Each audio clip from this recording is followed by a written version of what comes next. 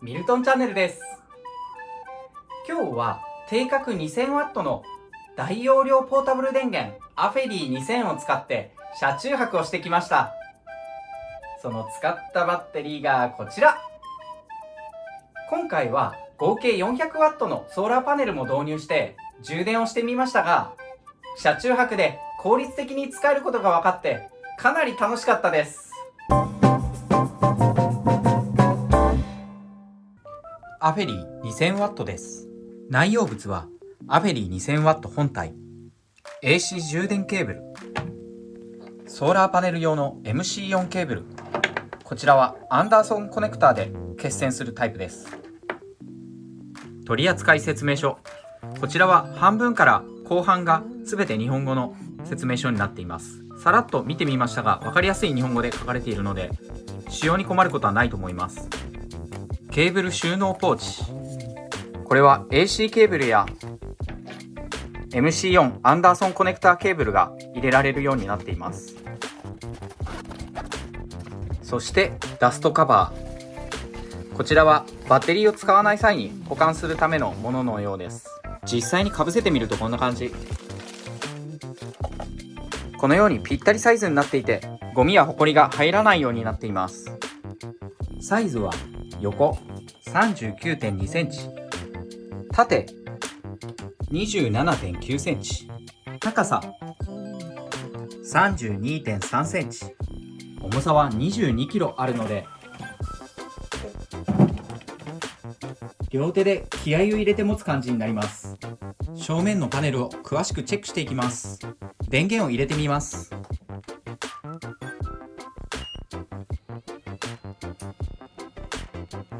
まずパネル正面左上、こちらはシガーソケット充電ケーブルが入れられるようになっていて、 12V 10A まで使えるようになっています。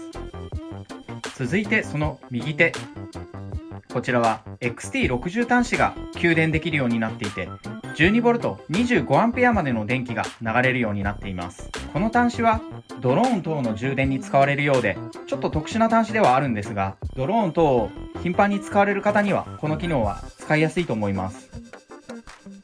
続いてこの下の2つの DC ポート、こちらは 12V 3A のものが2箇所ついていて、機種によっては冷蔵庫ですとかパソコンの充電もここからできるようになるようです。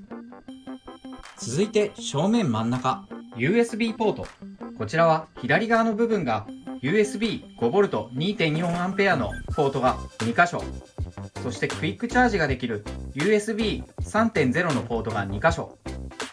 このクイックチャージ 3.0 の部分は 18W 急速充電ができるようになっているようです。そしてその隣 USB Type-C ポート、こちらは 5V から 20V までの 5A 最大 100W 充電でパワーデリバリー 3.0 プロトコルに準拠しているそうです。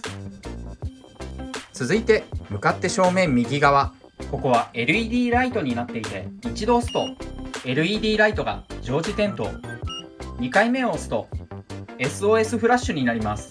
そして3回目を押すとずっと点滅するようになっています。4回目を押すとライトが消えます。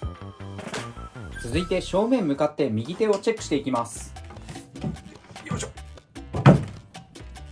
ここは AC 出力 100V から 120V、50Hz と 60Hz 両方対応で定格 2000W、ピーク電力 4000W の電気を供給できるようになっているようです。この AC ポートは全て3つ口対応になっていて、基本的にはどんな家電も対応できるようになっているようです。続いて左側面、ここは上部に過負荷保護のボタンがついていて、過負荷が流れた時にこのボタンを押して復旧するようになっているようです。続いて下面、ここはこの電源の充電ポートになっていて、 1100W 急速充電入力、そしてシガーソケットやソーラーパネルから充電する入力が最大 500W までできるようになっています。左側の AC 入力はこのような AC アダプターのない軽量化された3つ口のケーブルが使われていて、ここから 1100W の急速充電ができるようになっているようです。またその隣のアンダーソンポートはこのようなアンダーソンケーブルと MC4 ケーブルをつなげられるようになっていて、ソーラー発電やシガーソケットからの充電もできるようになっています。続いて本体背面。こちらは真ん中にこのバッテリーのスペックが書かれていて、取扱説明書を見なくてもスペックが一覧でわかるようになっています。またこのアフェリー2000の本体上部はこのように平らになっていて、タブレット等を置いたりすることもできるようになっているようです。正面の液晶パネル部分をチェックしていきます。この部分は一番左側が残り使用時間、現在70時間駆動できるという風になっています。そしてこの部分はバッテリー残量、今現在 26% までバッテリーが溜まっています。そして向かって右側上部、ここはバッテリー充電の入力の値が示されるようになっています。そして下側が家電等を使った時のバッテリーの消費電力になっています。そしてこの真ん中の 60Hz の表示、ここは私の住んでいる地域は 50Hz 帯ですので、これを 50Hz に合わせます。この周波数の切り替えはこの AC 電源ボタンのこのボタンを長押しして、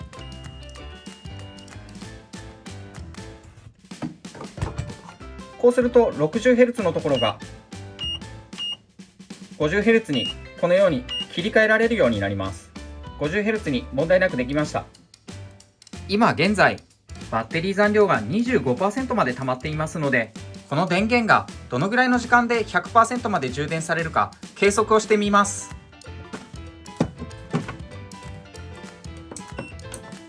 バッテリー充電開始から42秒後、充電の電力が約 1100W になりました。このままどのぐらいで充電が完了するかを計測します。はい、充電開始から41分30秒が経過。バッテリーの充電残量は 62% まで溜まりました。現在 1100W で充電されています。触った感じ、そんなに発熱している感じはないんですが、念のためこのポータブル電源がどのぐらい発熱しているかをチェックしたいと思います。電源照明は31度程度、それほど発熱している感じはないです。アフェリー2000の右側面は一番温度の高いところで35度程度、この程度なら全く問題なさそうです。続いて左側面、ちょっと電源ケーブルが暖かくなっているようなので、この辺りを中心に温度を測定してみます。電源ケーブルの一番根元の部分が36度程度、そしてこの電源ケーブルが結線されている部分、ここのところが一番高そうで、ここが46度程度ですね。このぐらいの温度でしたら全く問題なく使えると思います。はい、バッテリー充電開始から1時間15分が経過しました。バッテリーの残量は 91% まで溜まりました。充電の電力は 1100W 程度。充電開始から1時間38分。バッテリーが 100% まで充電完了しました。25% から 100% まで1時間38分で充電完了したので、かなり早いと言えます。アフェリー2000を使って 1100W のドライヤーを動かしてみます。熱量マックスで動かします。問題なく熱い空気が出ました。消費電力は 1047W。 全く問題なく動いています。エレクトロラックスの 1100W 電気ケトルを使ってアフェリー2000でお湯を沸かしてみます。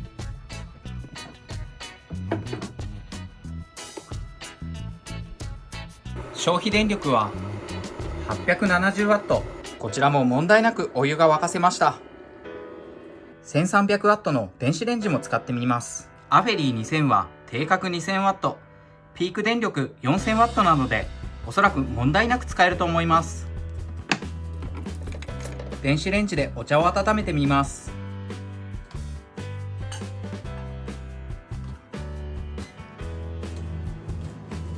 問題なく電子レンジが動き始めました。消費電力は 986W。 全く問題なく動いています。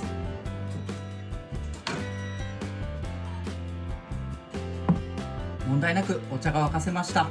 家庭用のエアコンも動かしてみます。冷房18度設定、風量マックスで動かしてみます。問題なく冷たい空気が出るようになりました。消費電力は 469W、冷房が使えます。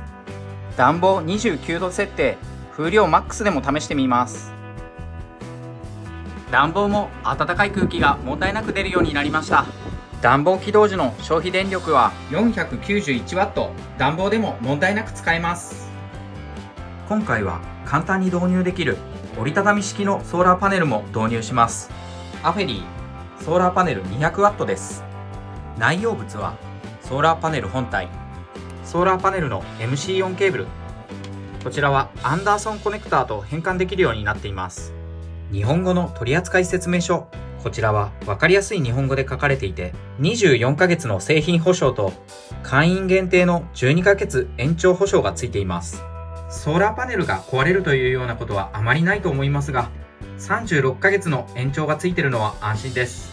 サイズは縦約55センチ、横約55センチ、重さは 4.5 キロなので片手でも軽く持てます。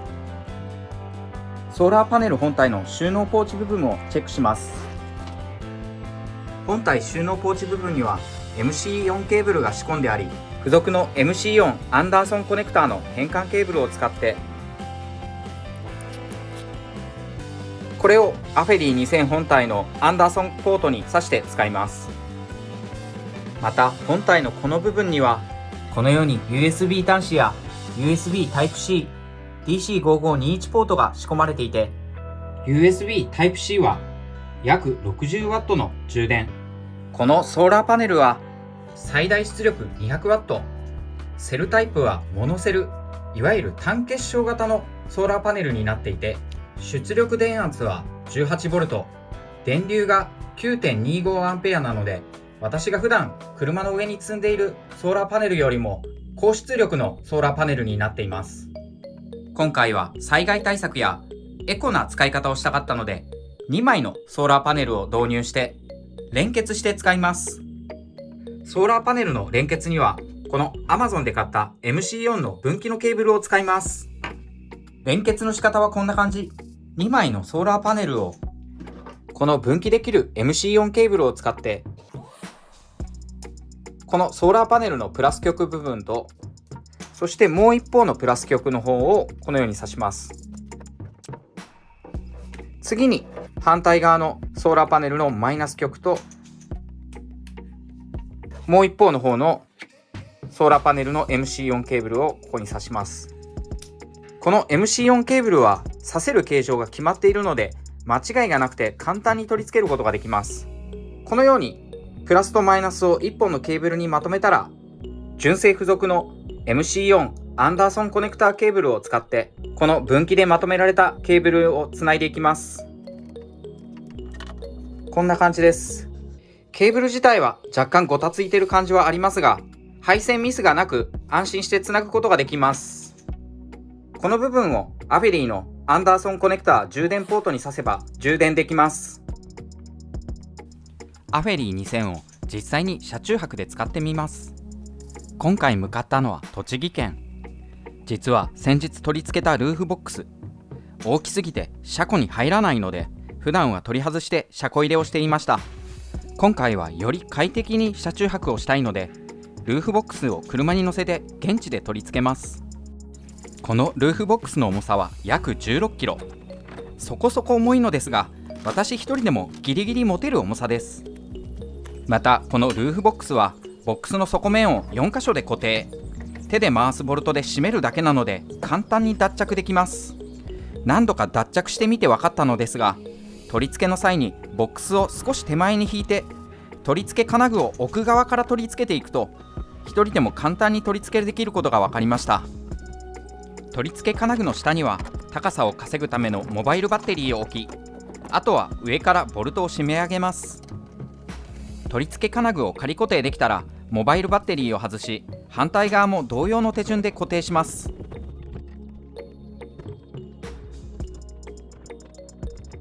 こうすることで取り付け金具とルーフキャリアの間に隙間ができます。この隙間を利用して車体の真ん中にスライドさせれば、簡単にちょうど良い取り付け位置に動かせます。ルーフボックス手前側の金具固定はとても簡単で、ルーフキャリアの下から金具を通して手回しのボルトで締め上げるだけです。このルーフボックスを購入した当初は取り付け取り外しがとても大変そうだなと思っていたのですが、何度かこのルーフボックスの脱着を試してみて5分から10分程度で取り付けできるので意外と苦になりませんでした。ルーフボックスを取り付け終えたので宇都宮のショッピングセンターに向かいます。ここの立体駐車場は 2.4 メートルまで OK なので私の車でも余裕で入れます。ショッピングモールで食材を買い終えたので冷蔵庫で冷やしながら移動します。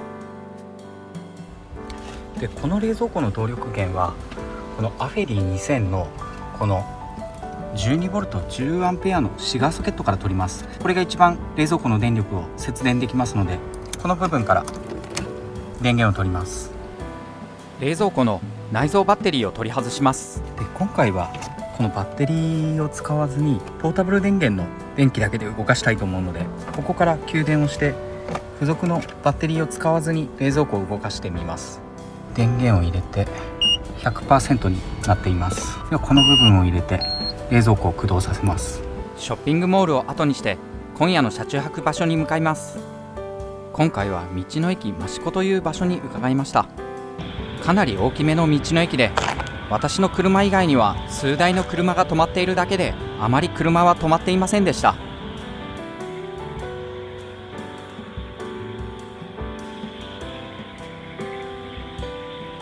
カエルがめっちゃ鳴いてます。自作の換気扇をセットします。実はこの時割とゆっくりめに換気扇を取り付けていたのですが、これが後ほどあだとなります。一応この網戸の素材を貼ってあるんで虫は入ってこないようになっています。はい、冷蔵庫を回し始めてちょうど1時間ぐらいが経ちました。冷蔵庫の温度は4度まで下がっています。アフェリー2000は 98% のバッテリー残量です。まだまだ全然いけますね。で今 0W になっているのは4度以上冷えない設定にしてあるので消費電力がゼロになっています。そして今回はこういった LED ライトも全てこのアフェリー2000から賄おうと思いますので、この部分につないでいきたいと思います。はい、電気つきましたね。そしてこの部分の目隠しもこの自作のシェードで隠したいと思います。でこういったシェードも作ってからもう3年以上経っていてかなりたくさん使ってるんですが、まだまだ壊れずに使えています。でこの換気扇の動力源とあとこの LED テープの動力源なんですけども、普段はこのダイソーで買ったモバイルバッテリーで動かしているんですけども、今日はこのアフェリー2000で動かしたいと思います。2つともこの USB で取るタイプなので、ちょっとここまで距離があるので延長コードとこの2つ口の合計 3.4A まで出力できる AC 充電器をダイソーで買ってきました。本当は USB の延長のケーブルをこの部分に挿したかったんですけれども、実はこの延長のケーブルがダイソーに売ってなかったもんですから、このようなやり方でやってみます。USB の AC 充電器なんですけども、この上の方が 2.4A、そして下の方が 1.0A なので、換気扇は 1A も使いませんので、1A の方を換気扇の方にして、こちらの LED テープの方はこちらの 2.4A の方につなぎたいと思います。はい、この部分から AC 電源で電源を供給したいと思います。でこの電源ケーブルなんですけど、ちょっと見栄えが悪いのでなるべく隠したいので、この隙間を通して配線していきます。それでは AC 電源を入れて、でこの部分から電気を引き込みます。換気扇回り始めました。今最強で回しています。かなり空気を吸ってくれてる感じがありますね。 LED テープも電気をつけます。めちゃめちゃ明るくなった。なんかやっぱり明るいと気分が上がりますね。いい感じです。そして現在の車内の気温が 26.4 度、62%。クーラーをつけるほどではないんですけども少し暑いので、今回新しく導入した羽合木の扇風機を使ってみたいと思います。これはこのバッテリーが内蔵してあってどこにもケーブルがつながってないんですけども、このようにタイプ C で充電できるタイプになっています。で今充電全くしてないんですけれども、このように 50% 溜まっていますので、明日の朝までは持つかなと思います。しかもこの扇風機がいいのはこのようにライトもつくようになっていて明るさも調整できるみたいですね。かつこの部分なんですけど、このようにタイマーがついていて1時間2時間3時間4時間という風に切り替えられるようになっているようです。これは結構便利ですね。扇風機回すとかなり涼しくなってきました。で、今日は網戸も持参していたんですけれども、換気扇を回していれば網戸を回すほどでもないかなという感じなので、今日は網戸を使わないでいきたいと思います。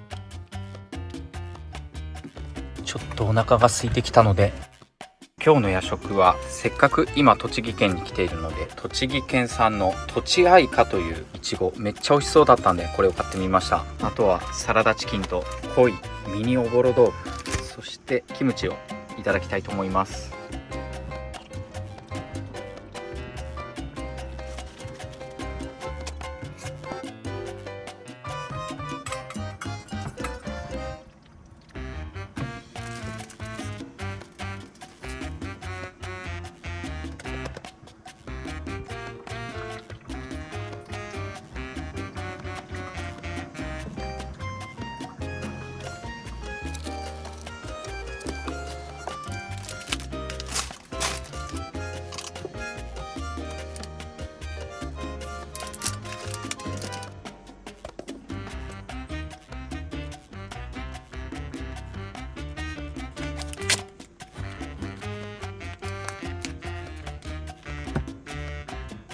最近ダイエット中なので強炭酸水を。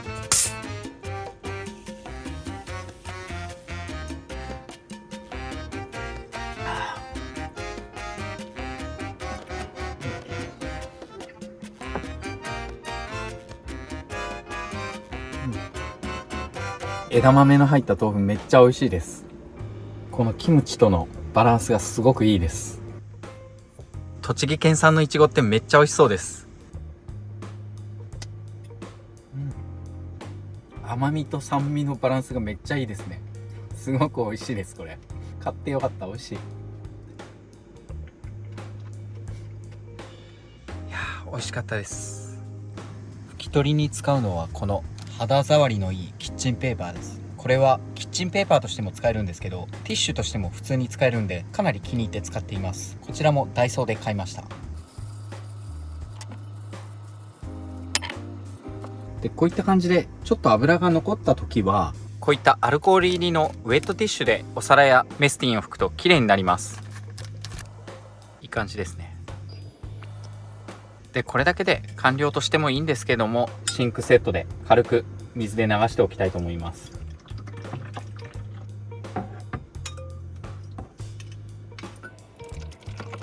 で、最終的にこのキッチンペーパーで拭いておけばかなり衛生的に保てると思います。で、念のためこのアストロプロダクツのシンクはこうしておけば夜中起きてこれをひっくり返したとしても水がこぼれるようなことはないので安心です。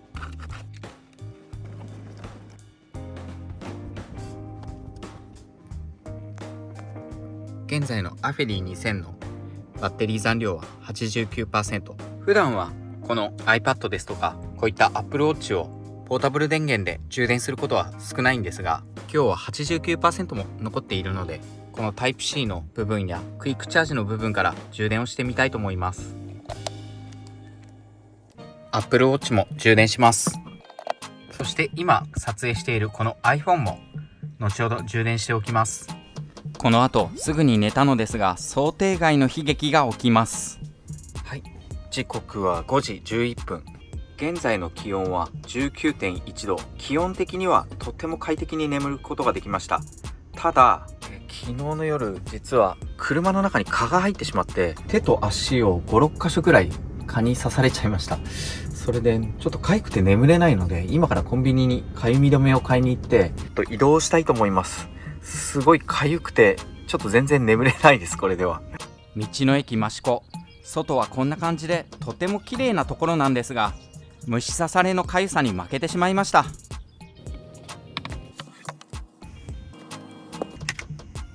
はい、時刻は6時45分。コンビニにかゆみ止めを買いに行ったんですけども、かゆみ止めが売ってなかったので、とりあえず今我慢してたんですけど、そのうちにかゆみが収まってきたので、鬼怒川の河川敷の橋脚の下に来ました。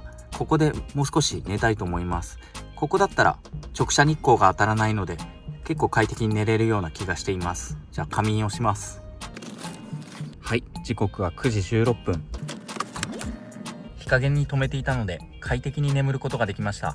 バッテリーの残量は 67% まで減りました。このアフェリー2000とセルタンのソファーマットレスの隙間なんですけども、このようにギリギリな感じで車の中に置けているような状況です。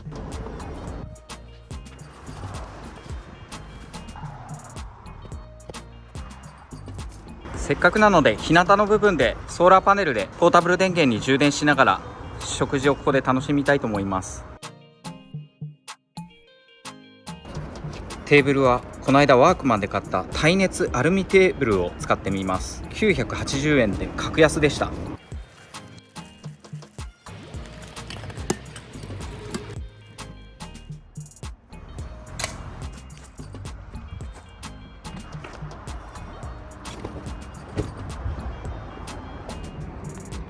昨日は使わない布団やキャンプ道具等は全て上に上げて寝ていました。これはアフェリーのソーラーパネル2枚です。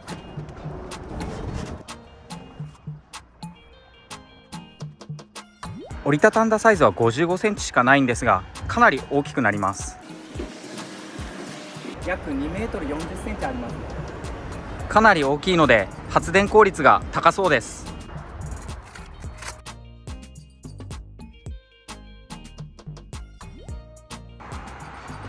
今日は結構薄曇りの日ではあるんですが、とりあえず試してみたいと思います。ちなみに太陽はこの辺りにあります。このソーラーパネルは 200W、200W なので最大合計 400W の充電ができるそうです。アンダーソンポートにつなぎます。充電が開始され始めました。そこそこ曇っている日なんですが 109W で発電できています。アフェリー2000のバッテリー残量は 66% です。現在10時10分ですので、これから2時間ほどでどれぐらい充電されるかチェックしてみたいと思います。昨日外していたポータブル冷蔵庫の内蔵バッテリーを取り付けます。一応冷蔵庫のバッテリーの残量は 100% あります。これで冷蔵庫が動くようになりました。現在の冷蔵庫の中の温度は6度になっています。いい感じに冷えてくれているんで、このまま使いたいと思います。調理に使うのはこのメスティンセットです。ここにカセットコンロが仕込まれています。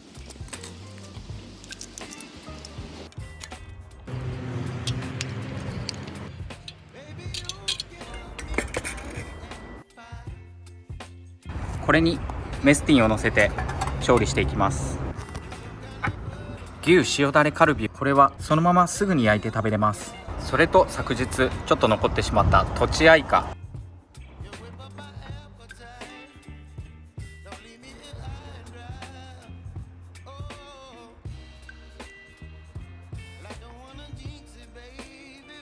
危ない、やらかした。せっかくのいちごを落としちゃったんですけど、とりあえず洗って食べます。これはではお肉を焼いていきます。画面だとよく見えないんですが火がついています。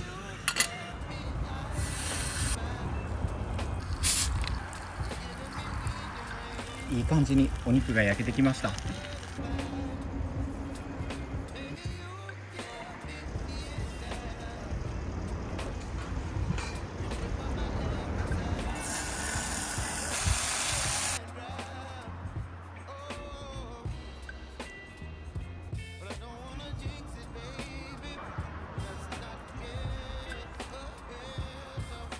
すごく美味しかったんですけど、こんな感じで油がすごく出ちゃいました。メスティンで焼肉やるのは結構油が出ちゃうんで、そんなにおすすめではないかもしれないです。キッチンペーパーだけでそこそこ取れたんですけど、アルコールウェットティッシュでさらに拭いておきます。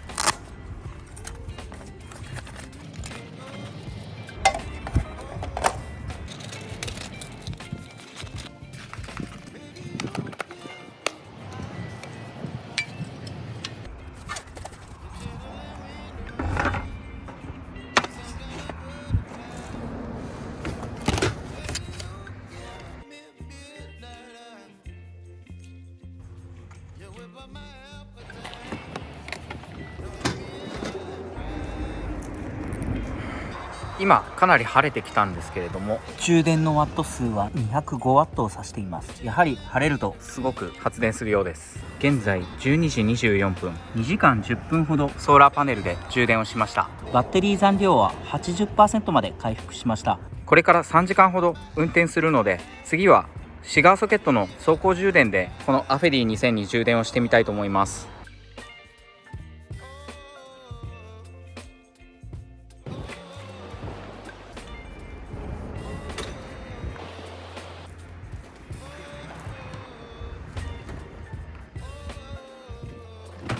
はい、この 80% まで回復したアフェリー2000なんですけれども、本来は私がよくやるバッテリーに仕込んだこの制限範囲インバーターでこちらに充電したいんですけれども、こちらのアフェリー2000は 1100W の充電電力がないとこちらに充電できないので、今回はこのアフェリー1200に付属していたシガーソケットアンダーソンケーブルを使ってこのアフェリー2000に充電をしていきたいと思います。充電の方法はこのアフェリー2000のアンダーソンポートにこのシガーソケットアンダーソンケーブルをつないで、そしてこのシガーソケットケーブルを車のシガーソケット端子につなぐだけです。エンジンをかけてみます。